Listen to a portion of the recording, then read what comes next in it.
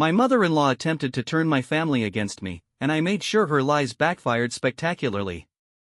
Hi everyone, I'm a 32-year-old woman, and I've been married to my husband, Mark, who is 34, for 6 years.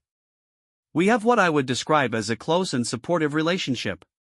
We both work full-time, share household responsibilities, and enjoy our quiet life together. It's not perfect, but we've built something solid that makes me happy. Enter Linda, Mark's mother, who is 58 and has been a thorn in my side since day one. Linda has always had a knack for making backhanded comments, whether it's about my cooking, my job, or even the way I dress. She always finds something to critique during family gatherings. At first, I brushed it off as harmless teasing, but over the years, her remarks have only grown nastier. Mark's stepfather, Greg, adores Linda and always takes her side when she criticizes me. He laughs it off or tells me, "Oh, that's just Linda, she doesn't mean it." Meanwhile, I'm left feeling like I'm the crazy one for thinking her behavior is out of line. Mark has always supported me, but even he struggles to confront his mother directly. The most recent incident started at a family dinner about a month ago. Mark and I had been invited over to their house for one of their infamous big Sunday dinners. It was supposed to be a casual, family-oriented evening, but with Linda there, I should have known better. Everything started off fine, small talk, passing dishes, the usual. But halfway through the meal, Linda shifted the conversation to Mark and me. She started asking overly personal questions about our finances, like how we manage bills and whether I was letting Mark spend time with his family. Her tone was condescending, but I tried to stay polite, answering briefly and steering the conversation elsewhere. That didn't stop her. She escalated quickly, claiming I was controlling and accusing me of isolating Mark from his family. She painted this picture of me as some kind of puppet master who dictates every aspect of Mark's life. I was stunned. I didn't even know how to respond. Thankfully, Mark didn't hesitate to step in. He immediately shut Linda down, defending me and making it clear that her accusations were baseless. He even told her that our finances and decisions were none of her business. But instead of backing off, Linda burst into tears, claiming that no one in the family ever takes her side. She stormed out of the dining room, leaving everyone in an awkward silence. You'd think that would have been the end of it, but no. Over the next few weeks, Linda went into full victim mode. She started calling Mark's parents almost daily, painting me as the villain in her story. I wasn't privy to their conversations, but I noticed a shift in how his parents treated me. They became colder, more critical. Suddenly, there were comments about how we manage our household and whether I was making enough time for family priorities. It didn't stop there. Linda's claims escalated. One evening, while Mark and I were visiting his parents, I overheard Linda on the phone in the next room. She was telling someone that I didn't let Mark see his family often and that I was driving a wedge between him and them. I was furious but stayed quiet for the sake of keeping the peace. Later that night, I vented my frustrations to Mark. He reassured me that I wasn't imagining things and admitted his family had been expressing doubts about our marriage, doubts clearly fueled by Linda. I felt hurt. I thought I had built a decent relationship with his parents, and it stung to realize how easily Linda's lies had influenced them. Then came the tipping point. A mutual friend reached out to me with a heads up. Linda had been gossiping about me to extended family. Apparently, she had been claiming I was financially exploiting Mark, even though I earn more than him and contribute equally to everything. I was shocked but not entirely surprised. This wasn't the first time Linda had tried to stir up trouble, but this was the most malicious thing she'd done so far. It didn't take long for me to find proof. While scrolling through my social media, I came across screenshots that a cousin had sent me. They were messages from Linda accusing me of being lazy and mooching off Mark. She made it sound like I was sitting at home all day while Mark worked his fingers to the bone, which couldn't be further from the truth. When Mark saw the messages, he was livid. He confronted Linda directly, calling her out for spreading lies about me. But instead of owning up to it, she played the concerned mother card, insisting she was only trying to look out for him. To make matters worse, Linda called for a family meeting to address what she called her concerns. She framed herself as the victim, claiming I was attacking her for simply caring about her son. Mark's mother, Linda, was determined to undermine our marriage behind our backs, making it clear that she wouldn't tolerate the drama any longer. As expected, Linda was furious. She responded with a long, dramatic message, claiming she was just trying to protect Mark from being manipulated by me. It was classic Linda, no accountability, just more victimhood. Mark's parents, who were still buying into Linda's narrative, then asked to meet with us to clear the air. I agreed, mostly because I wanted to lay everything out once and for all. What we didn't expect was for Linda to show up uninvited. She walked in halfway through the conversation, tears in her eyes, acting like she had been wronged. It was the ambush I had been anticipating. Linda wasted no time. She accused me of alienating Mark from his family, refusing to attend family events, and turning him against her. Her performance was Oscar-worthy, complete with sniffles and emotional pauses. Mark's parents looked uncomfortable but didn't say much, which told me they were still partially on her side. When Linda finally finished, I took a deep breath and calmly began presenting my evidence. I laid out the receipts, financial records, and screenshots, addressing each of Linda's claims with cold, hard facts. I pointed out how I had always supported Mark's relationship with his family and even showed proof of times I had encouraged him to visit them when he was busy with work. Then came the bombshell. I handed over the text messages Linda had sent to her cousin, where she called me lazy and a mooch. The room went silent. Linda tried to defend herself, claiming I had invaded her privacy by digging through her messages, but it was too late, the damage was done. Linda stormed out, slamming the door behind her and saying something about how she didn't need this kind of treatment from family. Mark's parents were visibly shaken but still tried to defend her, saying Linda was just misunderstood and had good intentions. I could see Mark's frustration building, but he held back for the sake of keeping the peace. What surprised me most was the response from the extended family. Word spread quickly after the meeting, and over the next few days, several relatives reached out to me. Some apologized for believing Linda's lies, while others shared their own stories of her manipulative behavior. It felt good to have their support, even if Mark's parents were still reluctant to fully acknowledge the truth. As for Linda, she went completely silent. She stopped posting on social media and avoided family gatherings entirely for the next few weeks. It was a welcome break, but I knew it wouldn't last. Linda wasn't the type to let things go, especially when she had been called out so publicly. I had a feeling she was planning something, and I wasn't about to let my guard down. It didn't take long for Linda to resurface after her silence. Following the family meeting, she started posting cryptic messages on social media. They were vague but pointed, things like, "It's always the ones closest to you who hurt you the most," and "Funny how some people will do anything to play the victim." While she didn't mention names, it was clear to anyone who knew her that she was talking about me and Mark.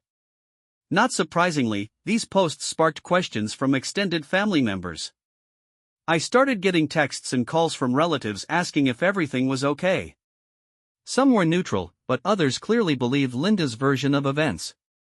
"We're worried about Linda, she's been really upset lately," one aunt said, which only confirmed that Linda had been stirring the pot behind the scenes again. Then one morning, a package arrived at our doorstep. It was from Linda.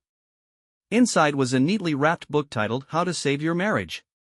There was no note, just the book. Mark and I both knew it was a passive-aggressive jab, another attempt to paint me as the problem in our marriage. Mark tossed it into the trash without a second thought, but it was clear Linda wasn't done with her antics. Mark's patience was wearing thin, especially with his parents. They were still refusing to fully acknowledge Linda's behavior, clinging to the idea that this was all just a misunderstanding. Mark had a tense conversation with them, making it clear that if they didn't stop enabling Linda, it would affect his relationship with them. They didn't take it well, but Mark stood firm. Around this time, Laura reached out to me with some new information she'd heard from a few other family members. Linda was planning a family intervention. According to Laura, Linda was trying to rally the extended family against me by claiming I was isolating Mark and ruining his relationship with everyone. Linda's goal, apparently, was to stage an intervention where she could save Mark from me. When Laura told us, Mark and I decided we couldn't let Linda control the narrative. We agreed to attend the intervention, fully prepared. If Linda wanted to air her grievances in front of the family, she was going to face the truth too. To a resolution.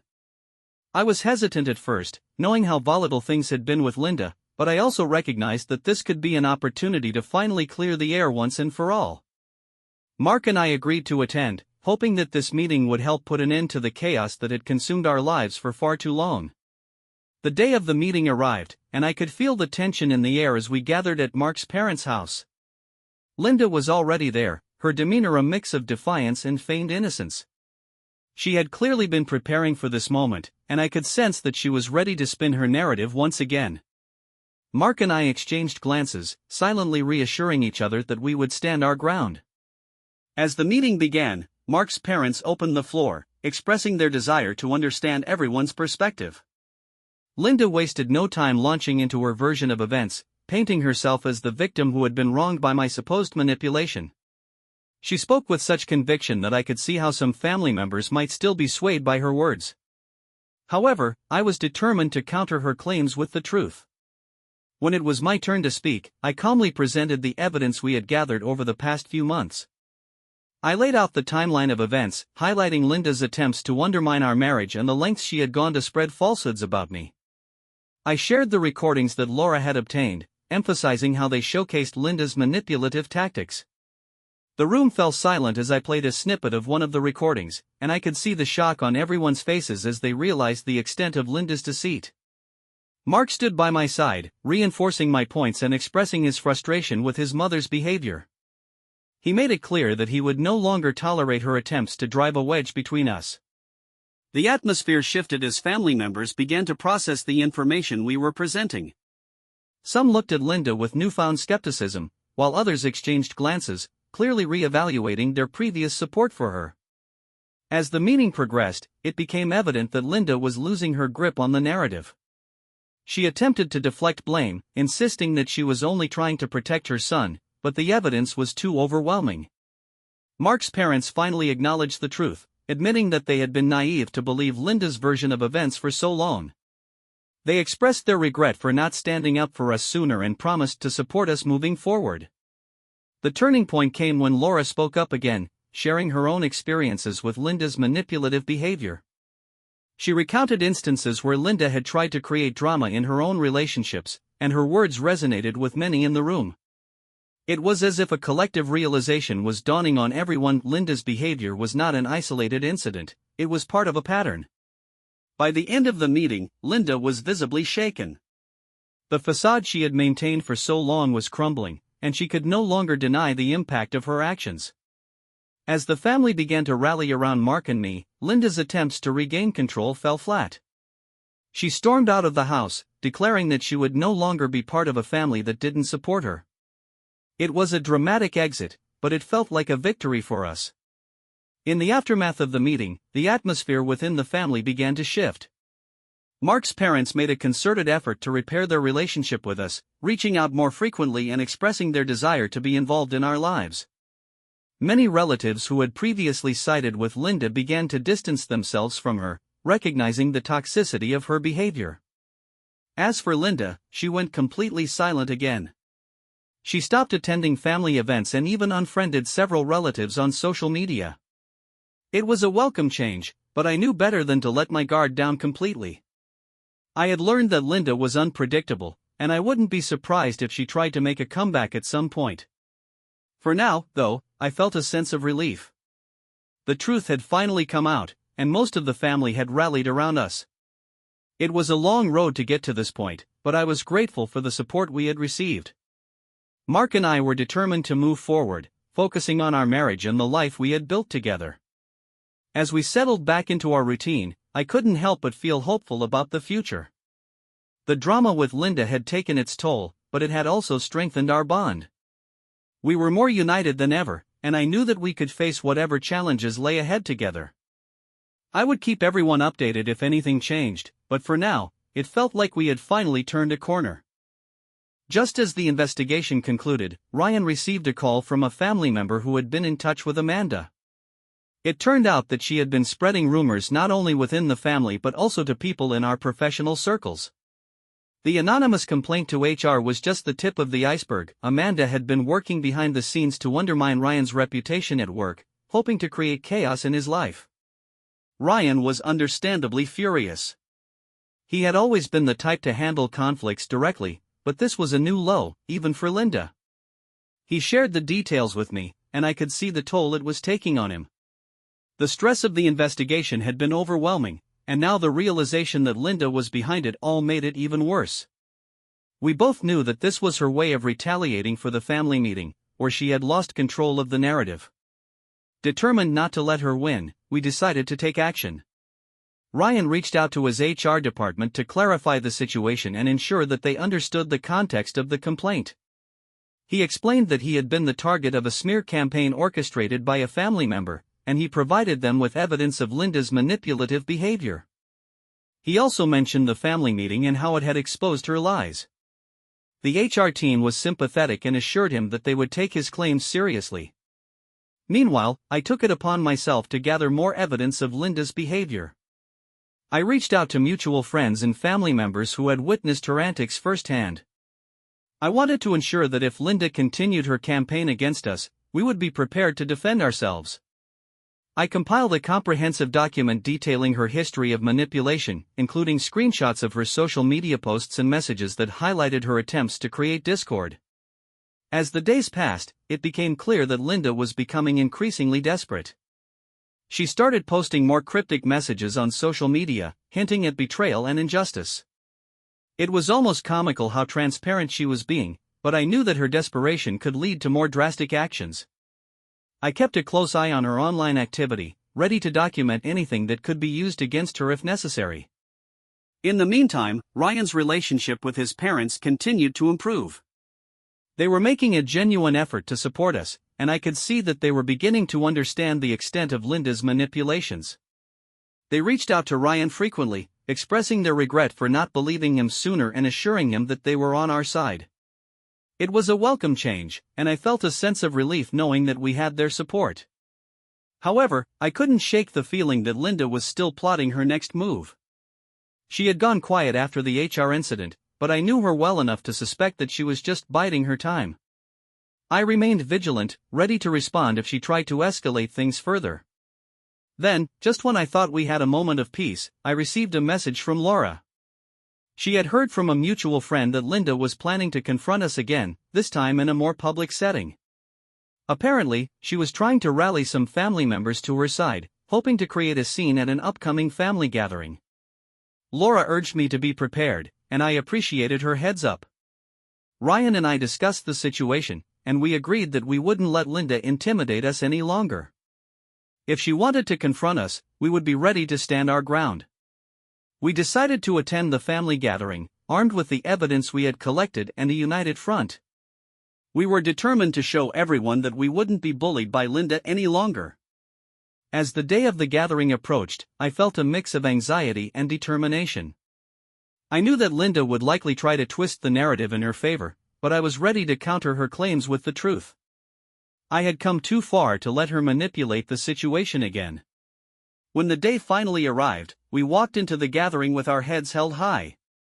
Linda was already there, surrounded by a few relatives, and I could see the tension in the air. She was clearly trying to control the narrative, but I was ready to confront her if necessary. As the evening progressed, Linda made several attempts to provoke me, but I remained calm and composed. I focused on enjoying the time with family and not letting her antics ruin the gathering. However, I could feel her eyes on me, and I knew that she was waiting for the right moment to strike. Finally, as the night wore on, Linda made her move. She approached me with a smug expression, ready to unleash her latest round of accusations. But this time, I was prepared. I calmly addressed her claims, presenting the evidence we had gathered and making it clear that her behavior was unacceptable. The room fell silent as I laid out the facts, and I could see the shock on the faces of the relatives who had been swayed by Linda's lies in the past. Ryan's employer informed him that the anonymous complaint wasn't so anonymous after all, it had come directly from Linda. She had used her name and personal email address to file the complaint, probably thinking she could remain unnoticed.